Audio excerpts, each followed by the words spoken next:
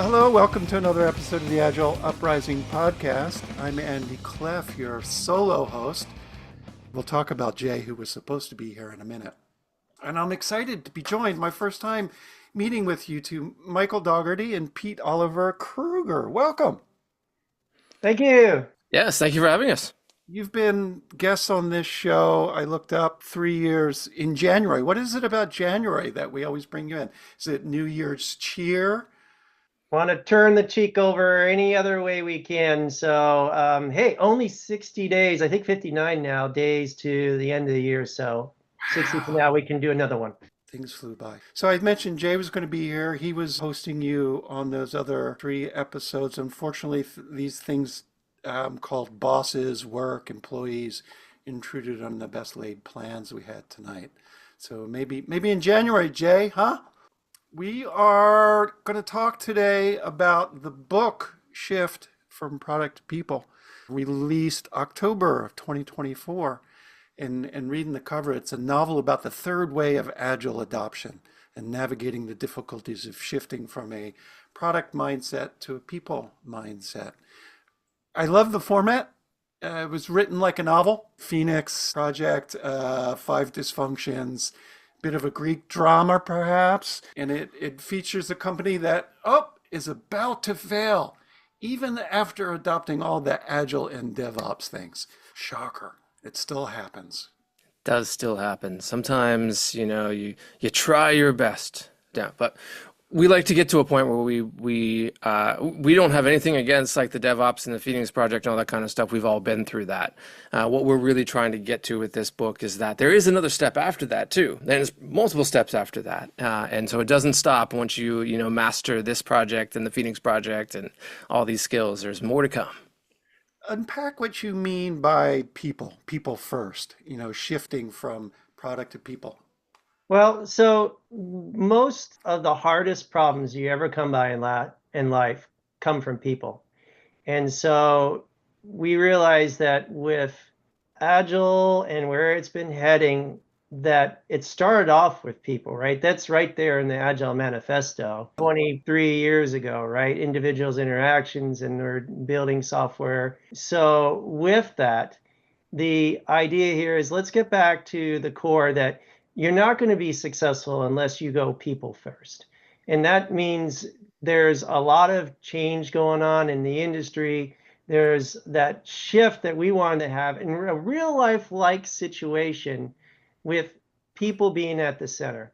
I mean, all the problems I deal with really come down to it's like I can go to, it's this system supported by this person, or that person isn't quite getting it the same way I am. I'm being the problem, right? It's that sort of thing where we've got to work together and figure out means that have it where we can communicate with each other in a better way. And that's where we do real world situations in our book based on real people we know, right? These are people Pete and I know. They're just like it. I when I look through the book and I reread it myself, sometimes I go, yeah, that's that person I worked at that company. And I would expect anybody here, listen to this, if you go through the book, you're going to go through and see Tim, Angela, Naomi, Vera, Clyde, and so on. You're going to go, I know that person, or at least parts of that person. I work with that person, or I am that person. Yeah, you hinted at another device that you use in the book, and it's wonderful. I don't know that I've seen too many books, at least in the business market, that use that, where you're switching from chapter to chapter, different point of view of somebody who's in that organization that's on the brink of failure, even though they did all the, quote, right things. The VP, the coach, the product manager.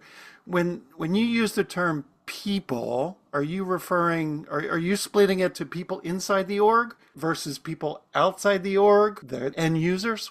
How does that factor into the conversation?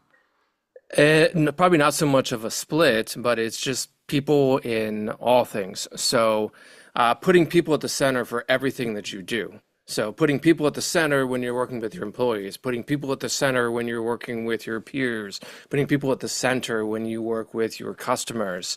So we go through all of that stuff. They actually start working on customer discovery and going out and doing usability testing. And so we get to talk about that aspect of it. They're also dealing with the employees themselves. But there's another thing that people always forget, which is that managers are people too. And so Shocker. and so we try to, actually all of our characters are at the management level with the exception of maybe one or two characters. And a lot of times when we get into this and there's all this place, with you bring Agile in and that there's no space for the managers anymore, but there actually is. And so one of the things we wanted to show was that not only are managers people too, but they have things that they need to be doing. And so we wanted to be able to show that process and how they integrate in and just keep a focus on all of the people that you interact with. Do you have clear definitions in your mind between managers and leaders? Are they formal, informal? How does that work for both of you? Say for me, and then I'll toss it back over to Michael, which is that I use whatever term the customer is using. That's a fabulous answer. And Spoken like a true consultant. that's right. It depends. It It depends. depends. Because there's arguments, you just said it, Pete, managers, there's this misconception that managers have no role in self-organizing teams. Nonsense. You need at scale more than one team, more than a dozen people. You need some management and you also need some leadership. I'm curious how they differentiate. So how you're bringing up the differentiator is the way that's become more popular within the past 20 years or so, that managers are the ones that make sure that all of the time cards, all of the work, all of the schedules, all those things that are traditionally part of a company and a hierarchy get done. Now they could do it in a benevolent and a empathetic manner and really be a people person, helping folks be the best they can. Yet managers are typically just get the stuff that we expect to be done. Whereas leaders are the ones that inspire people to be more, to show the way. Servant leader, that's a common term we hear in Agile all the time. You don't hear servant manager very often. I haven't gotten to a place where we say servant manager. Just somehow those terms don't mix together. And so this whole idea of, hey, I'm here to help you as well as lead you. We're doing this together. Nobody knows everything. And so together we can go farther than we ever could ourselves and recognize that. So I'm depending on you and you're depending on me, and we put our own roles together, become something greater, right? And that's where leaders can be really powerful, inspiring everybody to work together at teams, programs, portfolios, even whole business units, divisions, and companies. Sweet. You mentioned the people in the book, the Tim, the Angelas, and they're modeled, or maybe they're composites of real people. Are any of them your favorite personas of du jour? Do you go back and like, wow, I really miss working with the Jason, or I really can't wait to meet another Don. Well, I'll speak for myself first, but I know Michael fits into the same kind of category, is that I think it's one of the wonderful things about people and about humanity is that there's so many other different personalities. And when you start to understand how people are different, then it opens up to the new possibilities where you can start to love and enjoy working with a bunch of different people, but you have to know what you're dealing with. So one of the things that we don't talk about in the book, but is baked into every chapter, is we use the Enneagram to fill out our characters. One of the things that I get caught on when I watch TV shows or movies, or I'm reading some books, is you can tell the authors or the playwrights who basically just wrote themselves into each of the different characters. And I told this to Mike early on, is like, I wanted to be careful not to do that. And so I wanted to use the Enneagram as that device. So we went through and we mapped every single one of the characters inside of the book to a different Enneagram type. So all of the 9 types around the wheel are represented in the main characters. And we leave that as like, a little bit of an Easter egg for people to find out, to figure out which one do you think they are and which person is that. But it helped us to write in a different voice because we would link it up. So we would talk about and say, all right, well, who's an Enneagram 8 in our lives? And then we would say, all right, so if we're writing for this character, that is an Enneagram 8, we're going to say things that that person would say in this situation, not what we would do. And then over here, we have the Enneagram 2. And so we're going to talk in the Enneagram 2's voice because that sounds like this person that I knew at this company and that person that Michael knew over at this company. And that just helped us to be able to make it more realistic and make sure we were always tying it down to real people. You succeeded as a reader. The voices are consistent throughout, even when the point of view changes. When it's no longer the lead of that chapter, but they're a supporting role. For our listening audience, can you give us the quick elevator summary of what the Enneagram is about? And we can put a link into the show notes if they want to learn more. I'll give my thing. So I have a background as an actor and then later as a director. And as I was trying to come up with new characters, I started collecting character shortcuts. And there's a bunch of different things. Like you can act like inanimate objects. You can be centered on certain emotions. And there's all these various different things. And then I stumbled upon this system and it became the thing that I started using because consistently I could create real characters. So it is a system to categorize the variety of personalities that are out there. I'd say that's probably the best way to sort of give the elevator pitch on it, but there's a lot more levels on top of it. So there's levels within each of the different categories. There's things called wings. There's a whole series of stuff, and it actually has a history that goes back almost a century, maybe even more than a century. And so there's a whole depth of stuff to the Enneagram. This is where Andy, Pete, and I really show that we have 2 different ways of looking at it. And you can see both of our personalities in there, in that Pete geeks out about Enneagrams. I'm geeking out about Jason's a real person, and I know you mentioned him. Don's a real person. I know you met him. Tim's a real person. I know his name is not Tim. The other 2 are actually, their first names are Don and Jason. Tim's actually a different name. And so I was more modeling them based on people I knew and saying, what would Tim do? What would Don do? What would Jason do? And here's Pete coming in and going, but we got to make sure they fit in the Enneagram role that we built for them. So it became a hybrid, kind of a little bit of the person I know with a little twist on it to make sure they fit within that Enneagram that Pete brought in. So that made it for a nice, unique flair where if Don read the book, he might not even know it's him in the book, right? Which is kind of cool. Nice. All those characters, I love understanding how you built them and how you maintain cohesion. But I think readers, listeners, if you grab the book, you will recognize those types authentically, that you've met them in your travels. They're real people distilled into characters. Beautiful.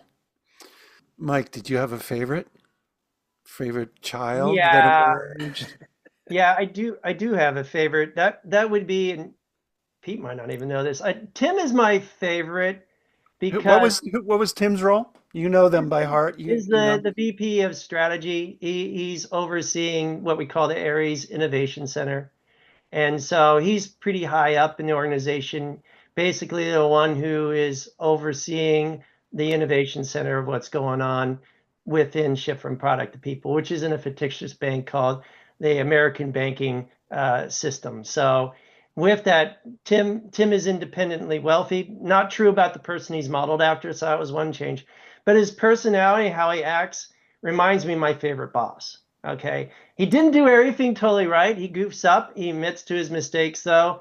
And he's got a certain way of driving force. I won't give a spoiler on what kind of Enneagram he is, but the number is sticking in my head, Pete. And in any event, I wish I could work with him again. I'm working with some really amazing people at my current employment right now, but he shines the brightest in my career, where literally if I was going to have a meeting with him, and he's meeting with a client on site about some major deal or something like that, he will text me 5 minutes before saying, I'm sorry, I have a client meeting. I am going to be late, or we need to reschedule this. I'm like, you're my boss. You don't have to tell me that. I am just so amazed that you're taking the way to treat me like I'm top, even though you were with others that are in both of our minds more important. Thank you. Here. A few more Tims in the world. Yeah. I want to switch gears. So your publisher tacked on the third wave of Agile adoption in some of the pre-show correspondence. Got the feeling that maybe that wasn't your choice, or was it? We definitely did have a concept of waves, and or sort of growth patterns that we see in different organizations. But Vasco, our producer, or publisher, had to, I keep going back and forth between like theater language and book language. Exactly. But, yeah. But he pointed out, and he coined that term, and he was like, you're really talking about a third wave of Agile here. And so that kind of stuck. And so it's been a great way to kind of talk about it and be able to describe what we're talking about, because organizations go through different phases.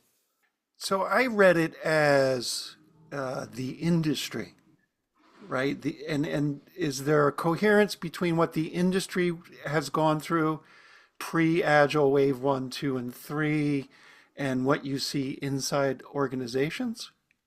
Well, I would map it to Jeffrey Moore's adoption curve. Okay. So different organizations are at different stages, and then they might move into a different portion, from innovator to early, majority, early majority to, late majority. Yeah. And within the organization, there are going to be different teams that are on different areas of that spectrum. So let's talk about each. What does wave 1 look like? What defines them? What would you see, be able to observe?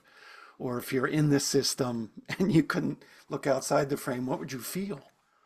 Well, this would be where you have what we saw in the earlier days of Agile, where teams were the nexus and the bricks that was the foundation of delivery. They were often self-empowered, they were courageous, they were able to lead the way and build amazing products, getting great feedback.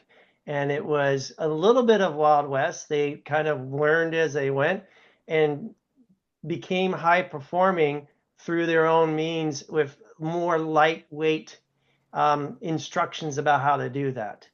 And so that's wave 1. And that If last. we're going to wave 2, Michael, I would say that it transfers over to the organizations in this way, which is that organizations that are just starting to get into Agile, there's usually like 1 or 2 teams that's trying it, or there's a bunch of people who have been trying a bunch of different things, and then a couple teams start to take off, and somebody pays attention, and they're like, oh, we should do what that team is doing. What are you doing? Oh, we're doing Agile, and that brings us into wave 2. What does wave 2 look like in more detail? When it begins to scale, what do we see? That's exactly it. It's about the scaling side of it. So now teams are getting together to build large systems. This is where safe and disciplined Agile and its timeless, Nexus, Scrum at Scale, and all those frameworks have become popularized in the past 15 or so years.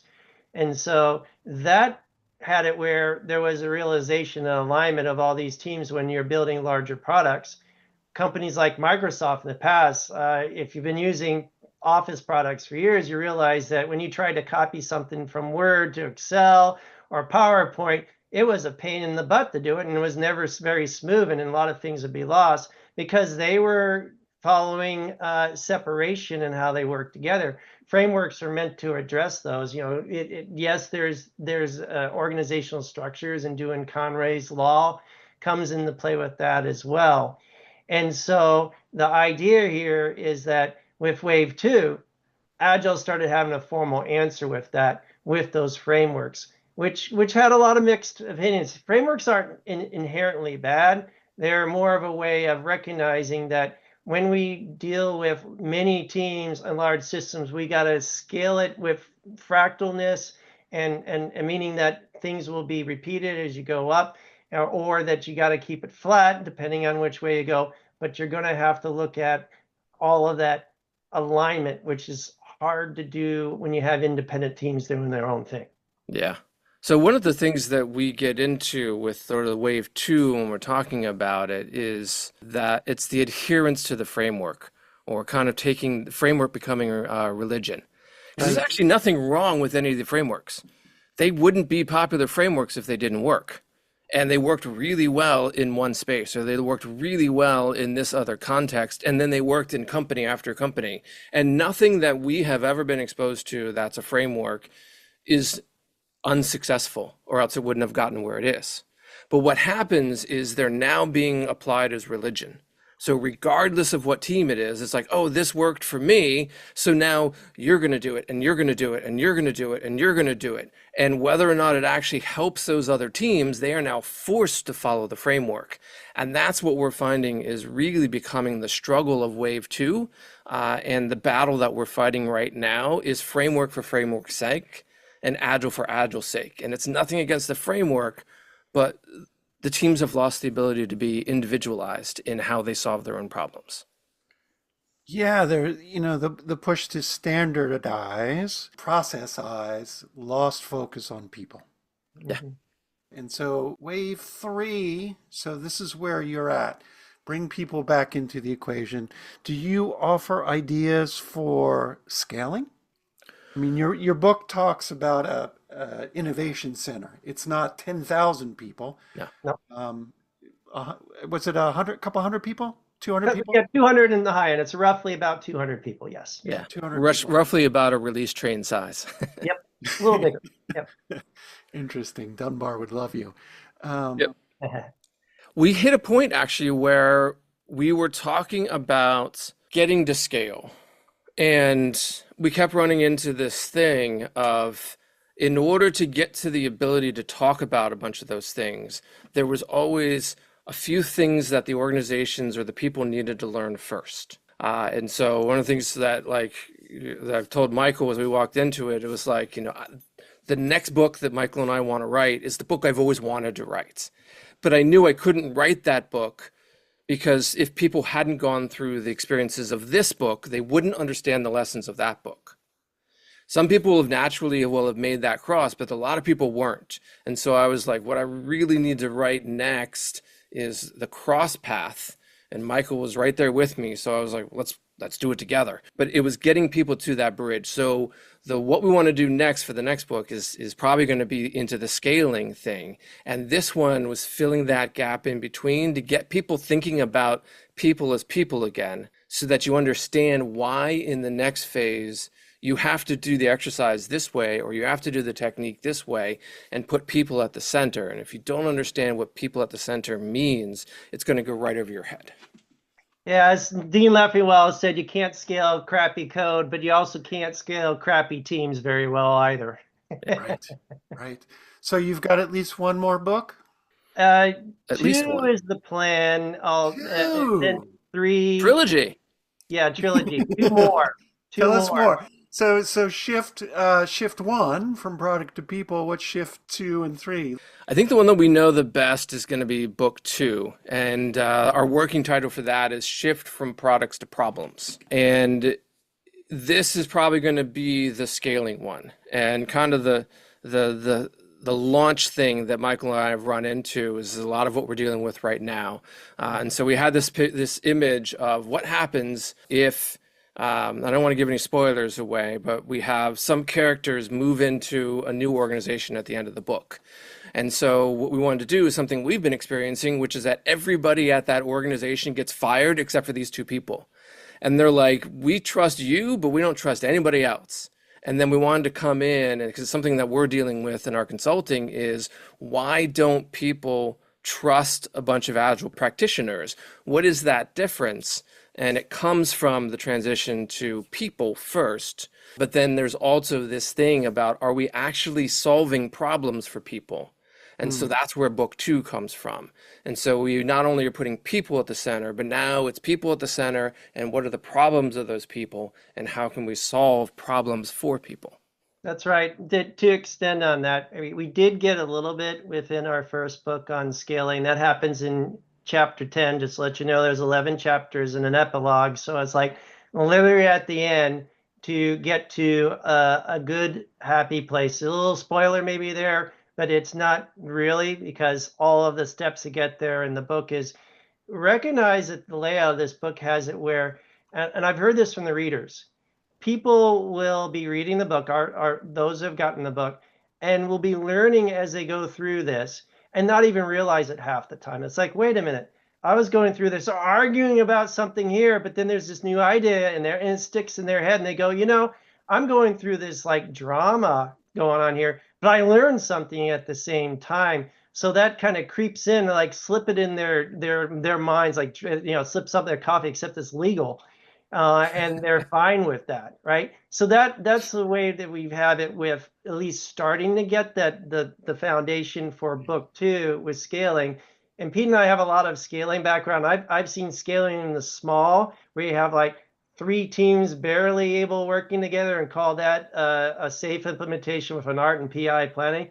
And I've seen it go to where there was more teams and letters of the alphabet getting together, and have it where PI objective readouts would be 4+ hours, and then, let's combine less and discipline agile and call it all together. Now we're doing all these scalings together, and the hybrid looks like it's some monster from the Murder Le Morgue. So in any event, that's the sort of thing we want to address, is how often they use scaling to just follow a system that looks good, as opposed to following where people are heading, and make sure you get to be more of a, what is it called, sense-driven way of behaving. Yeah. Shift 3? What are you thinking? Is it too early to spill?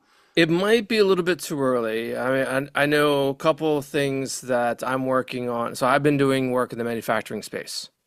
So I'm trying to sell Michael on this idea of, like, I want to pair up with one person. I'm working in manufacturing, and we write a book, the 3 of us together, and apply the same process and show how it does transfer over into the the physical space when you're working within a factory. But I'm also using these same ideas and principles in the politics space. We've also kind of talked about doing some short stories to talk about, there's all this stuff that we ended up having to cut out of the book just because we ended up just having too much content. And Vasco was like, too much work, too many pages, you got to cut it. So a bunch of things dropped on the cutting room floor. And so we're talking about, well, maybe we need to release like a book of short stories, like all the branches off of this stuff that fit, but they don't make an entire narrative in and of itself. Oh, that's fun. It'd be interesting to see how the threads weave through to mechanized space, like a factory. There are a lot of places. I've got a daughter that's in aerospace. And I did a tour a couple years ago of the place, and I'm walking around, and there's tickets on all these pieces of hardware, and I swear they were JIRA numbers, ticket numbers. and I'm like, wait a minute, is that what I think it is? And she's like, yeah, let me show you the Kanban board. Nice. And I'm like, what? She's like, yeah, I've been paying attention, Dad. And they're in the space industry. They're 3D printing rocket parts, and she's proud that the cycle time went from 6 months to 6 weeks to 6 days to 6 hours. And the teams, the test teams and the manufacturing teams are jockeying like, we're faster than you. No, we caught up. And so it'll be interesting to see how that plays out in the manufacturing. Politics, I don't know that I want to go there. I think it's too soon for me. Yeah, it's rough. And Pete, don't even talk about your cryptocurrency with Cardano splash that you've had in your career too. So we could get even another hot topic with that one. Yeah, that was another one. So I worked with John Buck, who brought sociocracy to the English-speaking world, and we were hired to come in and develop a really forward-looking governance structure for a self-governing crypto community. And that was really cool work. And we got to do some Wow. really awesome things where they are doing proposals and they're electing their own representatives who are then responsible for determining the changes to the infrastructure for the blockchain as it goes forward. All of these things, just a very peer-to-peer, everybody on equal standing kind of a thing. And so that was a whole other different direction we could take with the third book. So there's lots of opportunities. We did a podcast. I did it with Ted Rao, who put out a couple of self-published books on sociocracy, and it was fascinating. And he's mostly focused at the community level and how communities self-govern. It'd be fascinating to hear about that. Yeah. There's a lot I'll tell you the little teaser. So the stuff that I'm doing with this work in the politics space is more aligned with that. It's about how, if we could run a government with Agile, if we could run a government with sociocracy, what would that look like? That'd be fascinating. One of the things when I was reading Shift One, People, I had to keep reminding myself that you had told me up front that you had compressed the timeline. Because I'm like, holy shit, they're making some fast progress. People are getting this stuff. And I'm like, wow, where's the magic dust? Because, Yeah. it describes, is it a year in the life in book time? Or was it even shorter? Do you remember? So a little background on this. We were trying to not write it in terms of chapters, but sprints. It was literally, we were calling it sprint 1, sprint 2, sprint 3, and we tried to do it in 2-week segments. And then we realized the book would probably have 100 chapters, maybe not 100, but enough, right? It'd have a lot of chapters. And we were going, there's no way in reality anybody would believe we could get this much done in a sprint. We got to call it chapters and just say, look, the timeline here, we're compressing it. We compressed the whole book. Pete mentioned that we had written over like 450 pages. We got it down to like 312 for the printed version of the book. So we cut out about 50% of the book from it. And we could have wrote a lot more. So there is a little bit where you, just like movies and novels and so on. This is a novel. This isn't a how-to guide. There's a little stretch of imaginations. Things will happen quicker than they should at times. You're right. And that's just the way to make sure that you see the results without having to, wait for the baking show for the thing to be baked. They already got it pre-baked. Hey, here it is, right? This is the thing we did. Here's the result. Yeah, we had to accelerate some stuff. Michael and I both love the show Babylon 5, and there's Straczynski is the writer of that, and he went through and mapped out the entire 5-year arc of the TV series that he wanted to do. So we did some similar things, and we mapped out. We actually have a document that maps out the entire arc of what we wanted to do, and we had gotten up to about in our original what would have been versions chapter 8. Or 9 on the original arc, and then we were like, we better show it to Vasco, and Vasco's like, I can't publish this is way too big. So we had to chop the timeline in half, and then we had to make it punchy, because we had like put a whole bunch of, so we had some problem solving to do, and one of the ways that we solved that problem was by accelerating a little bit in order to get through a bunch of the things faster than normal. Yeah. Yeah, I had to keep reminding myself every now and then. Maybe one more topic since we have time. Talk about 2025. Current reality of our profession, our business. Yeah. Some of the things leading up in the last 4 years, obviously 2020 smacked the hell of a lot of people, but it made work from home a reality, and then suddenly return to office became a reality. We saw places like Capital One, quote, letting go anybody that had the title Agile in their job. McKinsey did a voluntary RIF and just this past year. And there was an article, who was it? Scott Ambler on LinkedIn not too long ago. Did Agile shit the bed? And then there's plenty of arguments. Agile's dead and it's not dead yet. And I'm reminded of Monty Python. In 2018, we all saw there was ample opportunities. There was more opportunities than there were people available to go do it. Oh, yeah. The market got flooded. Now it's flipped. It's 2024. Yeah. there are, pick your title, more coaches, more scrum masters, more delivery managers than there are opportunities. Yeah, we'll just call it agile intelligence, and then everybody get their jobs back. So the agile is dead. Long live agile. First off, I'll say that with COVID, I've been working from a home office environment for 30 years. There's some in the agile community that have done it as long as I have, since the early 90s. And it was nice to see everyone actually come up and catch up to me. And secretly, I was also a little miffed by, because I was like, I thought I had an edge and everyone else being able to do that. Now I don't, because everyone else gets it too. And so there has been a lot of shifting in our world. That word shift just is so powerful. And I'm sure if you did a count of the amount of times we say the word shift in this podcast, it would be in the dozens. So with that, yeah, there was a glut in the industry. It's just like when you get products out there, people start making mocks and dupes of it and cloning it, and then you get those that really understood the core values and principles and the mindset, as the word is, truly did, of what Agile is all about, whatever name you want to call it. It doesn't have to be called Agile.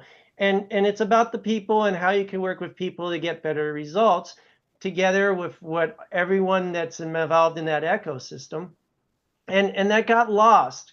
There are a lot of folks that just got a certification. I mean, yeah, I got a SAFe certification. It's pretty darn easy to do. I mean, yeah, you got to take a test, but then you can just start teaching, you can start delivering on it, and you do PI planning and so on. And those that don't have the skills, or in places where they really haven't gotten the experiences, they give a bad name. I have a personal friend that fell out of the Capital One layoffs, and the McKinsey and so on.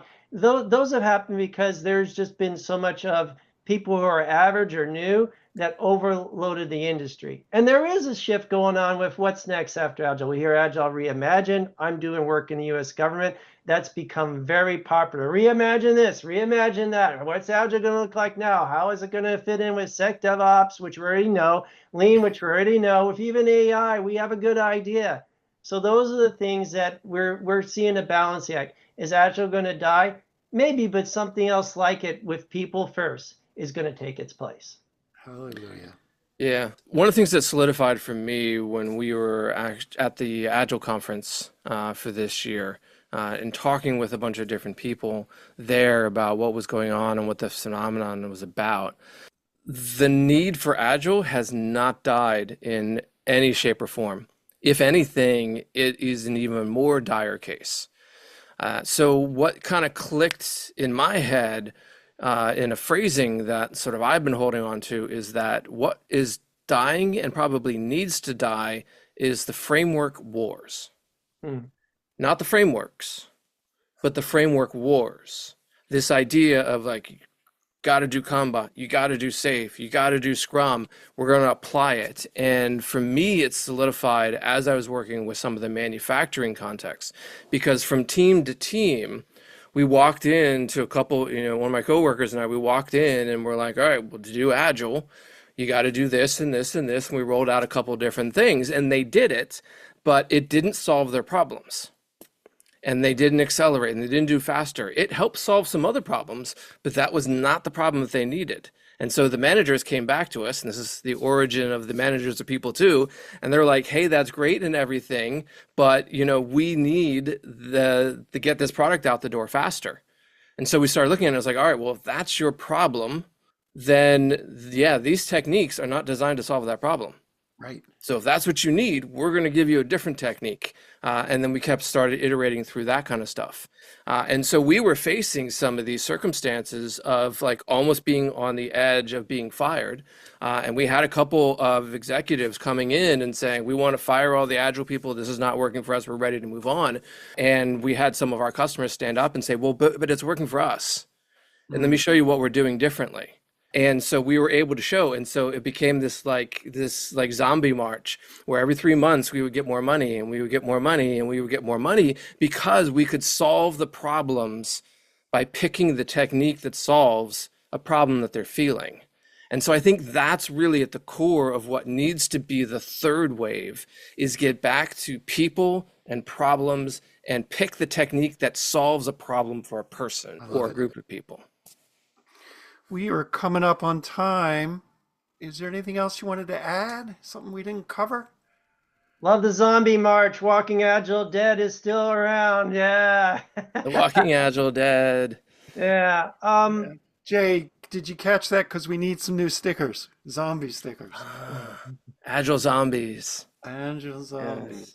I did yesterday. This is what I'm doing tomorrow. This is my obstacle. We did a show on that too. Zombie Agile. Who was that? If I only had a memory. That's my secret superpower. I forget everything, but I know where to look it up. Dave Snowden talked about Zombie Agile maybe 4 or 5 years ago, how people were just going through the motions. It was dead. And it really was at that point. Yeah. So that's what I'm seeing when I hear the firing and the disappearing of things. So like I've known some people in Capital One, and I've seen the ways that they were implementing it. And so I've had some friends come and tell me about what's going on in there. And their Scrum Masters had like 4 or 5 different teams, and all they were was admins. At least, the application that I was hearing about. And in those situations, there's certain things that we know, and that's not actually what was advocated in a lot of the different Agile circles. So there was a misunderstanding what it meant, but by that time the damage was already done. Right. Because Agile was paired with this thing that was not delivering value. And so the executives took a look at this thing and said, this is not delivering value, and it has the name Agile on it, therefore Agile is bad, we need to get rid of it. Right. And I've had to get into this space of talking about that. If we think about how much time our leaders spend talking about Agile and experiencing Agile, out of a 40-hour week, maybe it's 1 or 2 hours if you're lucky. So if the 1 or 2 hours that they hear about Agile is, oh, no, you're not going to get that yet. We need another couple of sprints in order to get it done, because we're trying to find our way of working so that we're more comfortable. If that's like the main message that some of my teams have been delivering to leadership, I am not surprised whatsoever that leadership is like, get this stuff out of here, because I can't get my products delivered because they're all trying to be touchy-feely, and do all of this, this woo-woo stuff, So I think we need to be very careful about how we approach Agile going forward.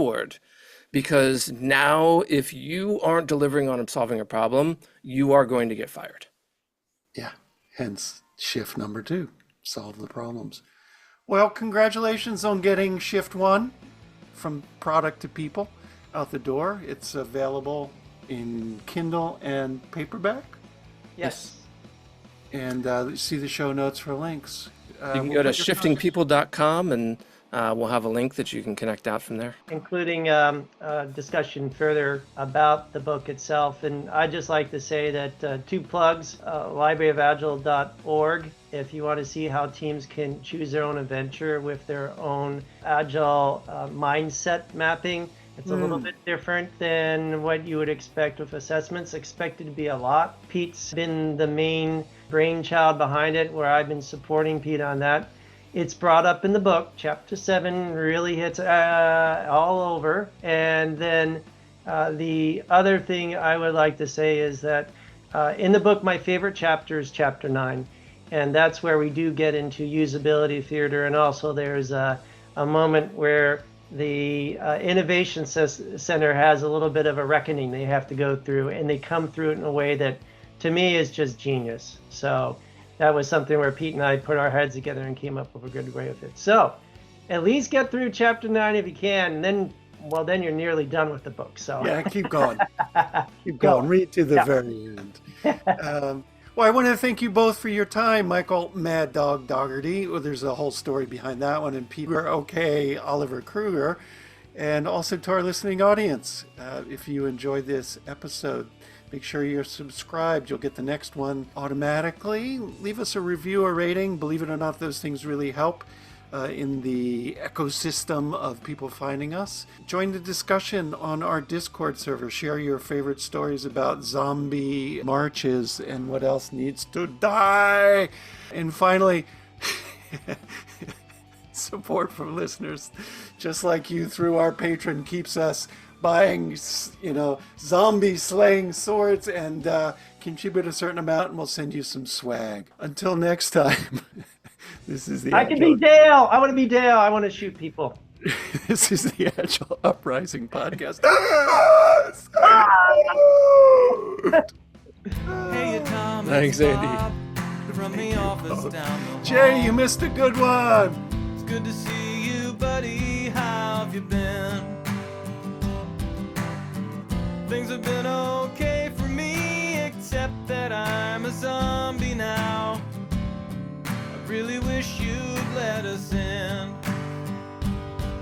I think I speak for all of us when I say I understand why you folks might hesitate to submit to our demand. But here's an FYI, you're all gonna die screaming. All we wanna do is eat your brains. We're not unreasonable, I mean no one's gonna eat your eyes. All we wanna do is eat your brains. We're at an impasse here, maybe we should compromise. If you open up the doors, we'll all come inside and eat your brains.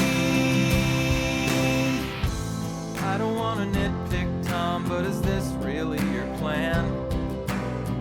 Spend your whole life locked inside a mall.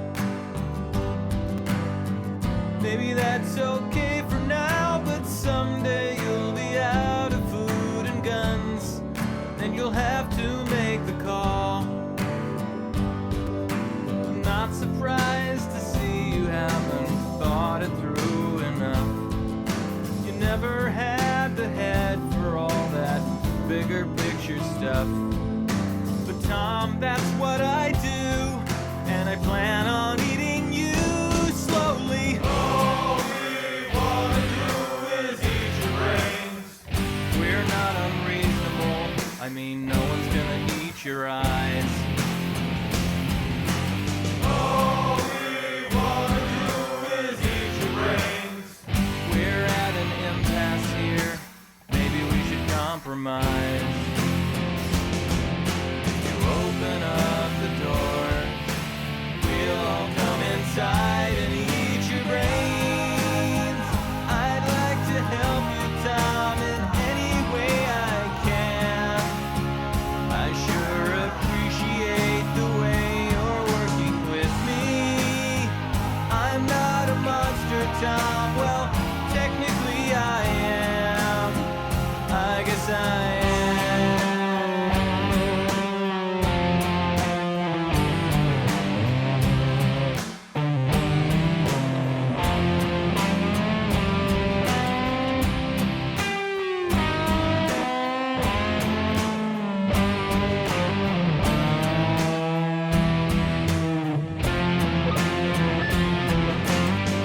Got another meeting, Tom. Maybe we could wrap it up. No, we'll get to common ground somehow. Meanwhile, I'll report back to my colleagues who were chewing on the doors. I guess we'll table this for now. I'm glad to see you take constructive criticism well. Thank you for your time, I know we're all busy as hell. And we'll put this thing to bed when I bash your head open. All we wanna do is eat your brains. We're not unreasonable, I mean no one's gonna eat your eyes. All we wanna do is eat your brains. We're at an impasse here, maybe we should compromise.